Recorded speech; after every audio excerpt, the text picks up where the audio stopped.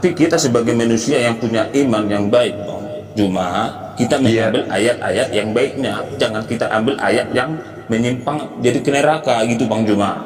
Kalau Artinya, saya, Bang, ya gimana? kalau saya melihat dari kitab suci dan saya melihat dari pola keagamaan tersebut. Iya, itu yang saya itulah kesalahan abang itu, abang mengambil ayat-ayat yang ke neraka gitu, Bang. Kalau yang kami Kristenan ini mengambil ayat-ayat yang baik gitu, Bang. Yang saudara tadi sampaikan, kami Kristen menyembuhkan orang mati, bermujizat dan seterusnya. Saya kasih polanya, Bang. Assalamualaikum warahmatullahi wabarakatuh. Teman-temanku yang masih setia di channel ini, saya doakan semoga sehat selalu dan dilancarkan rezekinya. Kali ini kita bakal nonton dan reaksiin debat antara Islam dan Kristen yang dimana diwakili oleh setiap debater handalnya. Tapi dalam perdebatan ini biasanya kayak gini tuh panas. Tapi santai aja, kita bakal bahas dengan asik dan nggak pakai emosi. Jangan lupa, kita di sini bukan buat cari menang-menangan, tapi buat cari ilmu. Oke, langsung saja kita mulai. Apakah saudara tahu bahwa Yesus mengajarkan poligami? Tidak tahu, Bang. Masya Allah. Anda harus memahami Yesus itu mengajarkan poligami, Bang. Nah, di mana letaknya ditulis itu, Bang? Lukas 18 nomor 29. Lukas 18 nomor 29. Nomor 30. Ya, silakan. Apa dituliskan isinya, Bang? Oh, saya juga yang perlu bacakan. Baik. Yesus berkata kepada mereka Bani Israel, bukan kepada Kristen, tapi Bani Israel. Aku berkata kepadamu, sesungguhnya setiap orang yang karena kerajaan Allah meninggalkan istrinya akan menerima kembali berlipat kali ganda pada masa ini juga. Oke? Oke. Nah, dan kalau Anda membaca di Matius 19 nomor 29, Yesus menjanjikan 100 istri untuk pengikutnya nanti di surga. Wow. Rupanya nanti saya bisa juga punya istri sampai 100 di surga gitu ya, Bang. Tapi Yesus menjanjikan pengikutnya. Anda kan bukan pengikut, Anda pentuhan. Beda pengikut, beda pentuhan. Pengikut Jokowi dengan pentuhan Jokowi itu berbeda, Bang. Anda pentuhannya di mana, Bang? Coba jelaskan dulu perbedaannya supaya saya paham, Bang. Oke, baik. Di dalam pengajaran Yesus di Yohanes 10 nomor 27, Yesus mengatakan, aku mengenal muridku, muridku mengenal aku, mereka mendengarkan aku dan mengikuti aku.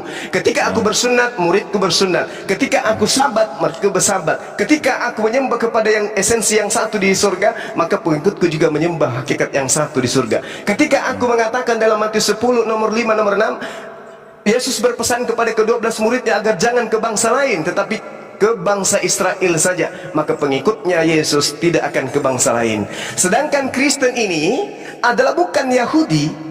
Kristen ini bukan Yahudi, bukan Bani Israel. Kristen ini adalah agama yang didirikan oleh Paulus di luar Yahudi.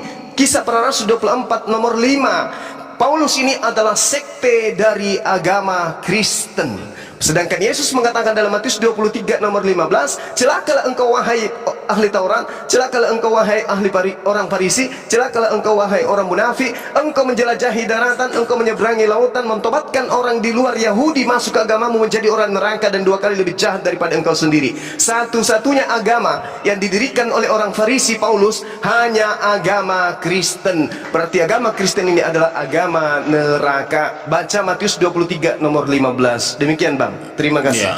Ya, kalau memang itu kan penafsiran abang, ajaran neraka. Tapi yang saya rasakan selama saya mengimani kekristenan saya, Bang, hanya kasih dan mujizat. Orang yang sakit, Bang, bisa disembuhkan, itu nyata, Bang. Mujizat. Mustahil itu, Bang. Sebanyak apapun serangan kepada kami umat Kristen, kami tetap diam dan sabar, dan kami hanya berdoa kepada Tuhan untuk mengampuni kesalahan dia, karena dia tidak tahu apa-apa. Begitu kami kekristenan itu, Bang. Baik. Oke, terima kasih. Saudaraku yang saya hormati, Anda sadar tidak? Nanti di abad ke-20 baru Kristen itu berhenti menjajah. Anda tahu? Nah, itu itu pendapatan abang, itu, Bang Juma. Saudaraku, itu fakta. Itu fakta. Ajaran Kristen memiliki slogan kasih itu nanti di abad ke-20. Sebelumnya mulai dari itu, Bang, tidak akan mungkin, tidak mustahil, tidak mungkin terjadi bagi kami itu, Bang. Ya. Sekarang Justru begini. kami mendoakan Begini, orang begini. yang sakit. Oke, silakan bang. Oke, Bang begini Juma. saudaraku, begini. Saya ingin tahu, yang menjajah di Indonesia 350 tahun ibadahnya di mana? Pada hari Minggu? Tidak tahu bang. Tidak tahu. Oke. Ya. Mereka yang melakukan pembunuhan 40.000 jiwa, kuburannya ada di mana-mana di Nusantara ini, mereka menyembah kepada siapa? Tuhan Namanya? Yesus. Alhamdulillah. Gimana nih teman-teman? Seru kan? Sampai di sini udah mulai panas nih debatnya. Tapi kita tetap chill saja. Ingat, ilmu itu buat dipelajari, bukan buat pamer kekuatan. Oke, lanjut.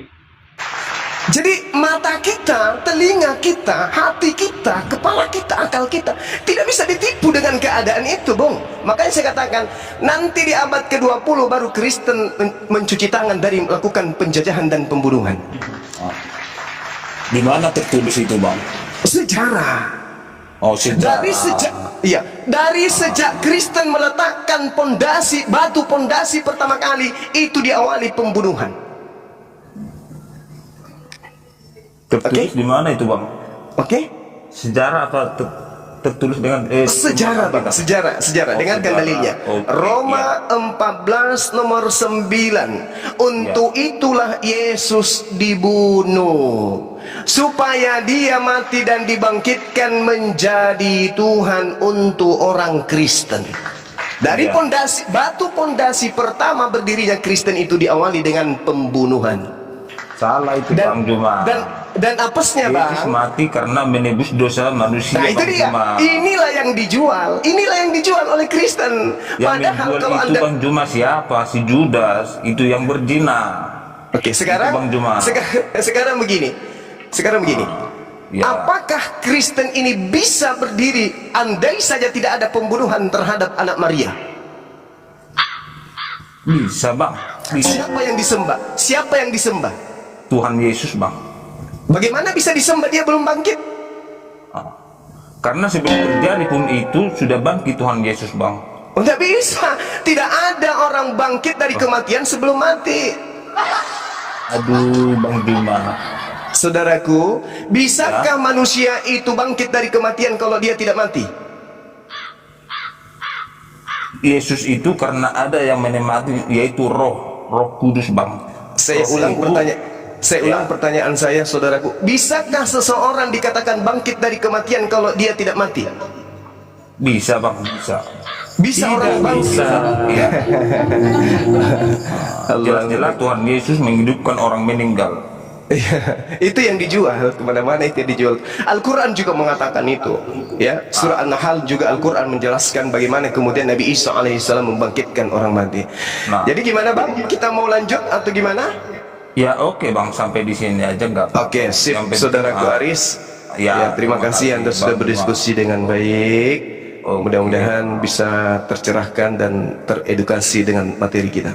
Terima kasih Bang Aris, sehat selalu, panjang umur, dan pesan saya, tolong belajar Bible lagi dengan giat. Ingat tadi yang saya sampaikan, Matius 19 nomor 29, Yesus menjanjikan istri 100 kali lipat di surga. Kemudian di dalam Lukas 18 29 nomor 30, Yesus mengajarkan poligami di dunia. Terima kasih Bang. Jadi gini Bang Juma, Masih lanjut? Baik. Ya, sedikit lagi ya Bang Juma. Silakan. Ini Bang Juma, semua tentang kejahatan pun di Bible ada, baik di Al-Quran juga pun Tapi ada. Kita sebagai manusia yang punya iman yang baik Bang Juma, kita mengambil ayat-ayat yang baiknya, jangan kita ambil ayat yang menyimpang jadi ke neraka gitu Bang Juma. Kalau saya Bang, ya gimana? Kalau saya melihat dari kitab suci dan saya melihat dari pola keagamaan tersebut. Iya, itu yang saya. Itulah kesalahan abang itu, abang nggak bisa. mengambil ayat-ayat yang ke neraka gitu Bang. Kalau Yang kami Anda- Kristenan ini mengambil ayat-ayat yang baik gitu Bang. Yang saudara tadi sampaikan, kami Kristen menyembuhkan orang mati, bermujizat dan seterusnya. Saya kasih polanya. Di dalam Matius 24 nomor 24, Yesus mengatakan bahwa pengajar-pengajar palsu itu waspadalah kepada nabi-nabi palsu, pengajar-pengajar palsu, karena mereka mampu bermujizat. Di dalam Matius 7 nomor 21, nomor 22, 23, Yesus berkata di sana, Ya. ketika orang-orang yang menyembah dirinya, Yesus mengatakan, bukan setiap orang yang memanggil aku Tuhan akan masuk ke dalam kerajaan surga, melainkan dia yang melakukan kehendak Bapakku yang ada di surga. Orang-orang yang menyembah Yesus kemudian berteriak, Yesus, bukankah kami mengusir setan, bernubuat, bermujizat dengan menggunakan namamu? Apa kata Yesus? Enyahlah daripadaku, kalian semua adalah pembuat kejahatan. Satu-satunya agama di atas muka bumi yang memanggil Yesus Tuhan hanya Kristen. Berarti Kristenlah yang akan diusir oleh Yesus. Matius 7:21 sampai nomor 23. Saya kira itu bekal buat saudara untuk belajar. Silakan. Ya. Seru juga yang nonton debat ini. Kesimpulannya, ya jelas, kalau mau bahas agama harus ada ilmunya. Bukan cuma debat kusir. Jadi buat kita semua, yuk terus belajar dengan kepala dingin dan hati yang lapang. Kalau ada yang mau diskusi, silakan di kolom komentar. Tapi jangan ribut, nanti saya kasih hadiah spesial. Haha. Sampai jumpa di video berikutnya. Wassalamualaikum warahmatullahi wabarakatuh.